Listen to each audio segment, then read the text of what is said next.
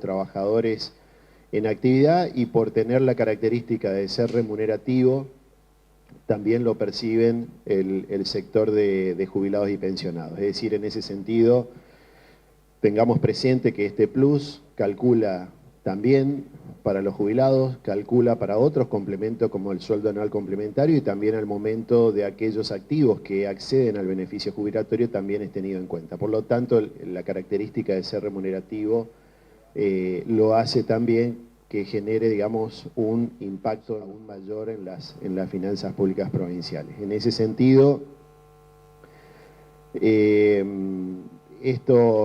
plus, del plus unificado, que actualmente es de 55.000 pesos, va a pasar a ser de 110.000 pesos, es decir, un incremento del 100%, y el plus de refuerzo, que era de 50.000 pesos, a partir del mes de julio va a pasar a ser de 100.000 pesos. Es decir, la sumatoria de los dos plus llegaría a 210.000 pesos en el ingreso mensual ya a partir del mes de julio.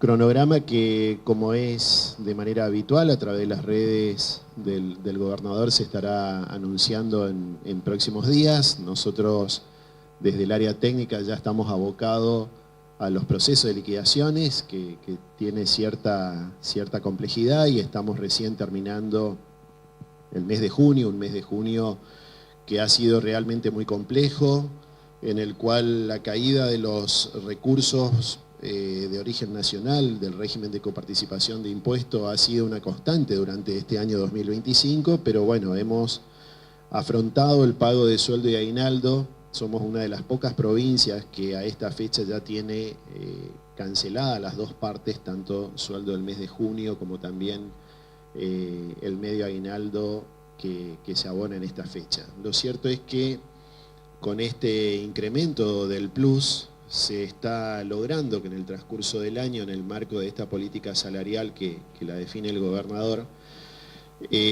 ya vamos a corregir aproximadamente un 27% en los ingresos, respecto si uno toma el total de ingresos de los trabajadores activos en el mes de enero versus el total de ingresos en el mes de julio, va a haber una variación cercana a un 27% y en algunos casos un poco más, porque lógicamente tiene que ver con características particulares de cada uno de los sectores que muchas veces tienen determinada característica en cuanto a antigüedad o algún otro tipo de escalafón dentro de lo que es el sector público provincial. Así es que, de esta manera, este 27%, que si uno lo calcula, nosotros tomamos como referencia lo que se denomina el cargo testigo, que es el sueldo de bolsillo que recibe un trabajador que recién inicia dentro del sector público, sin tener en cuenta la antigüedad y el salario familiar, estamos, digamos, con este incremento de un 27% al mes de julio. En ese sentido,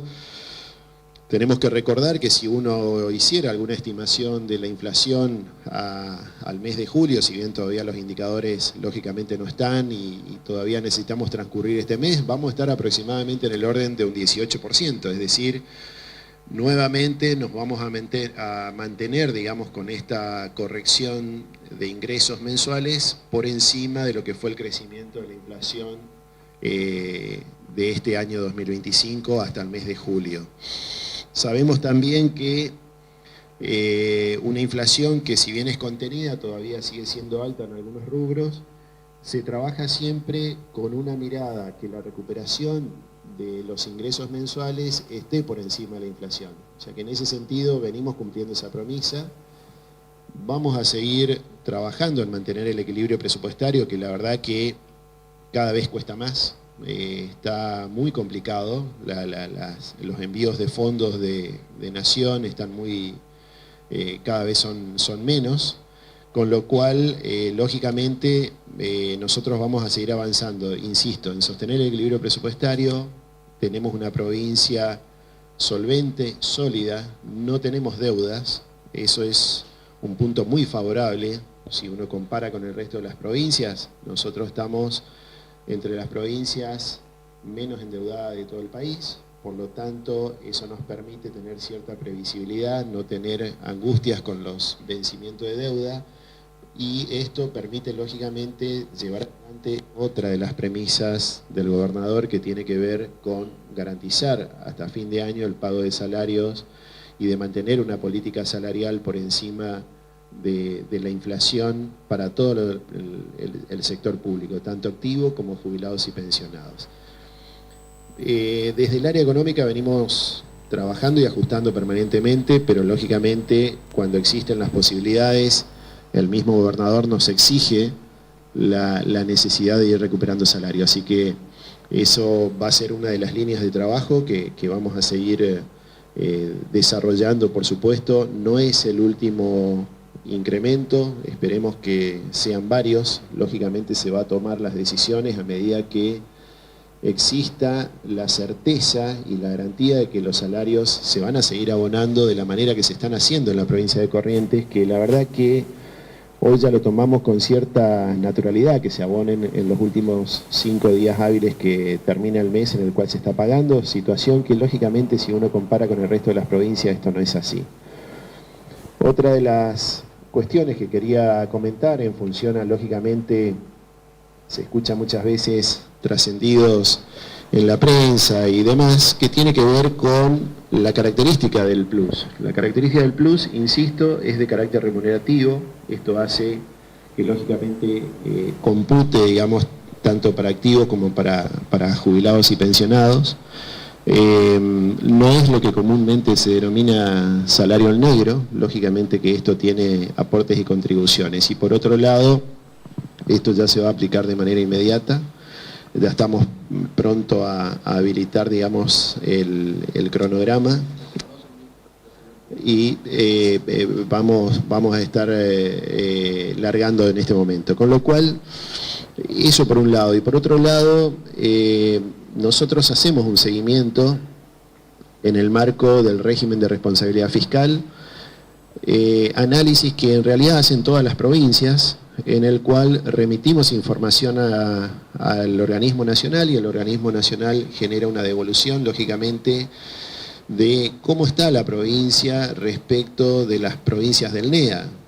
Y en ese sentido, nuestro ingreso salarial mensual, nos encontramos que, por ejemplo, en algunos sectores, como el caso del sector docente, estamos primero en el NEA, en el sector de seguridad también estamos primero en el NEA, y en algunos otros sectores estamos segundo y en algunos casos tercero. Pero la verdad que la provincia de Corrientes viene haciendo un esfuerzo muy significativo, viene trabajando, digamos, en la recuperación del salario real, motivo por el cual, insisto, en los sectores más grandes que demandan, no nos olvidemos que el sector docente representa aproximadamente un 60% dentro del total de los salarios que abona la administración pública provincial.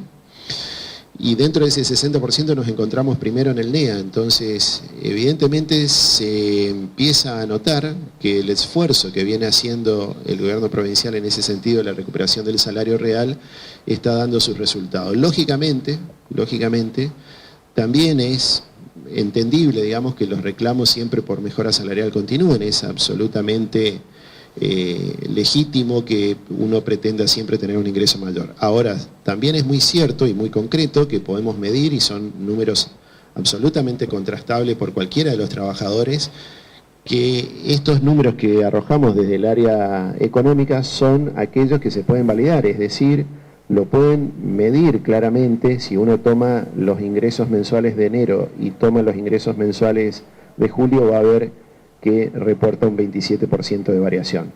Porcentaje más que interesante, sobre todo si tenemos presente que a lo mejor con la inflación del mes de julio lleguemos aproximadamente a un 18% a nivel nacional, que son los indicadores que nosotros tenemos que manejarnos, son indicadores oficiales que lógicamente después podemos generar alguna discusión, digamos, si son lo que realmente se reflejan en la vida cotidiana. Lo que sí está claro que son números oficiales, nosotros nos manejamos con números oficiales, los sueldos están garantizados hasta el último día de la gestión del gobernador, y que el gobernador seguirá tomando decisiones en el sentido de recuperar el salario real de todo el sector, tanto activo como jubilados y pensionados.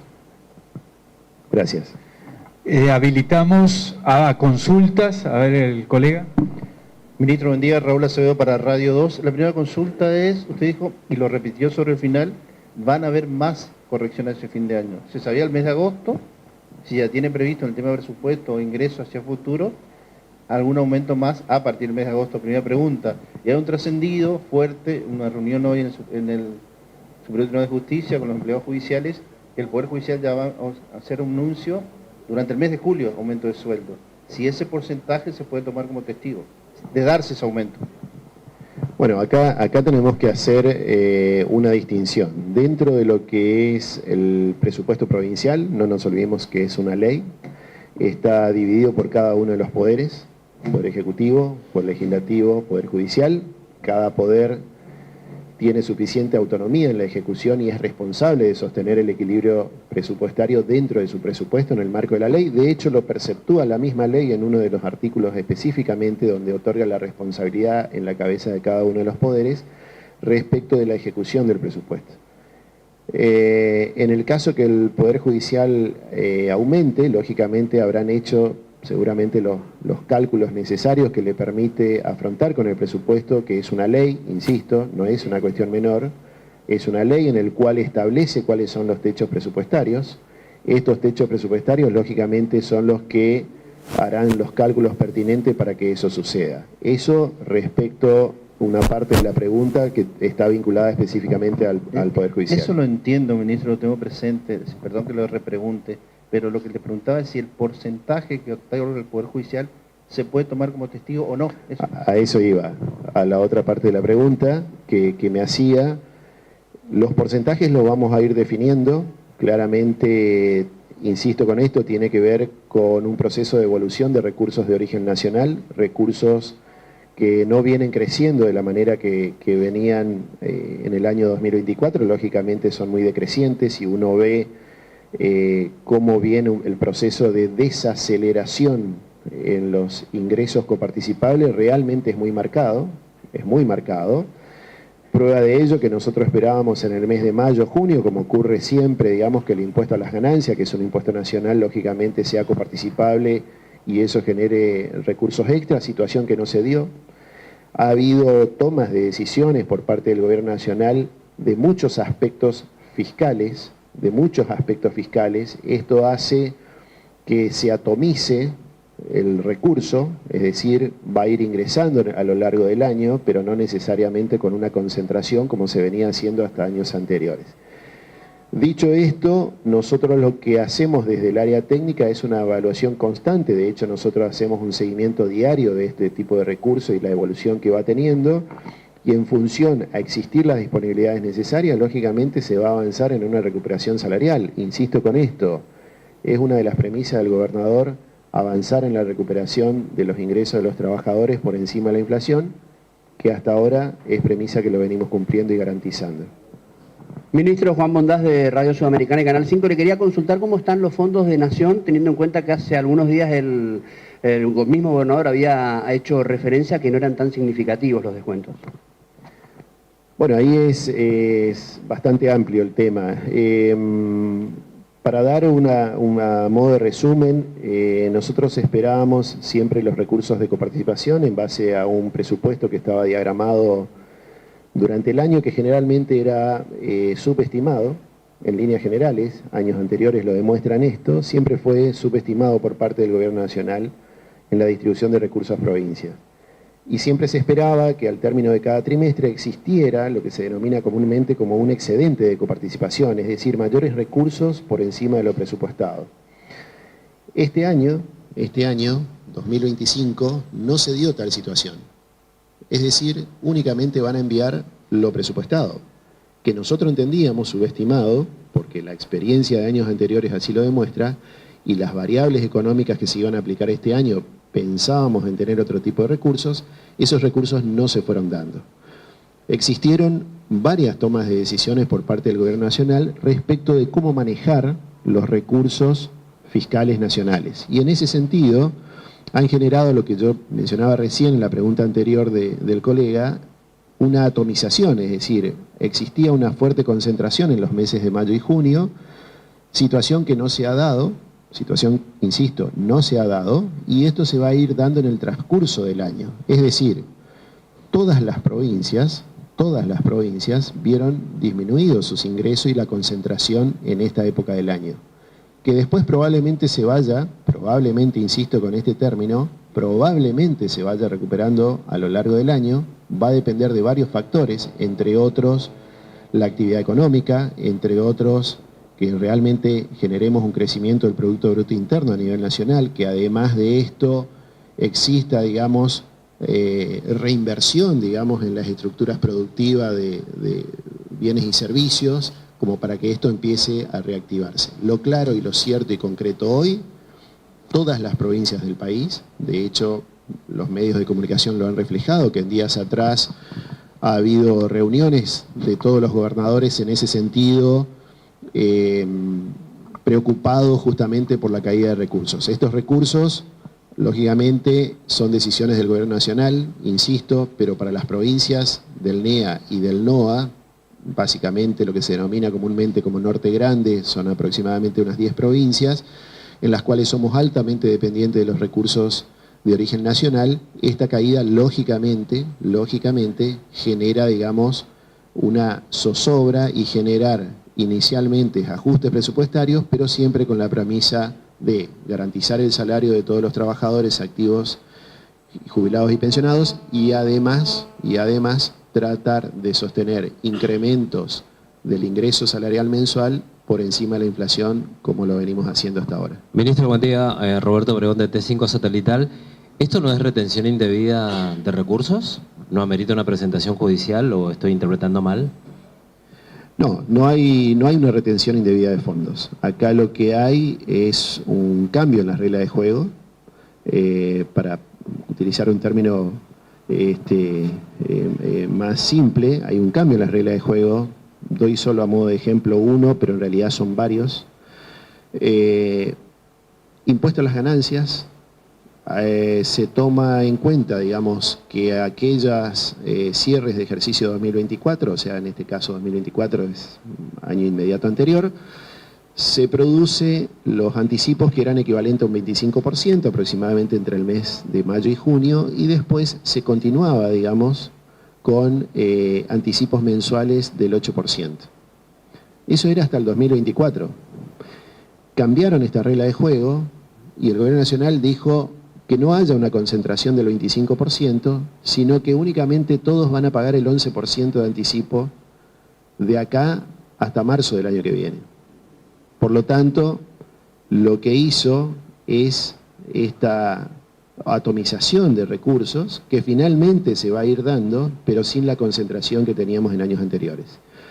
Es decir, cambiaron las reglas de juego, cambiaron las características del tributo en cuanto a la forma de cancelación, digamos. Por otro lado, hubieron otras medidas, no fue la única, ¿no? Es decir, hubieron otras que tienen que ver con las retenciones, otras que tienen que ver con el uso del crédito fiscal de IVA, en fin, hubieron varias medidas, fueron aproximadamente entre 7 y 8 medidas que se han tomado entre el mes de mayo y junio, que hizo que todos estos recursos se vayan diluyendo, pero no producto técnicamente de una retención, sino de una atomización del mismo recurso determinado. Eso sumado con que no hay un crecimiento de la economía tan significativo que pueda llegar a absorber esto, eso se transforma en una caída concreta de recursos específico a todas las provincias del país. Esto no es un tema dirigido, digamos, hacia una provincia en particular como existió en algún otro momento de gobiernos nacionales anteriores. Estos fueron medidas generales, lógicamente con un impacto mucho mayor en las provincias del norte, altamente dependientes de los recursos coparticipables. ¿Alguna otra consulta? No hay más consulta. Muchas gracias por la presencia. Damos por cierre, ministro. Muchas gracias a todos por participar. Seguí en LT7, ya llega.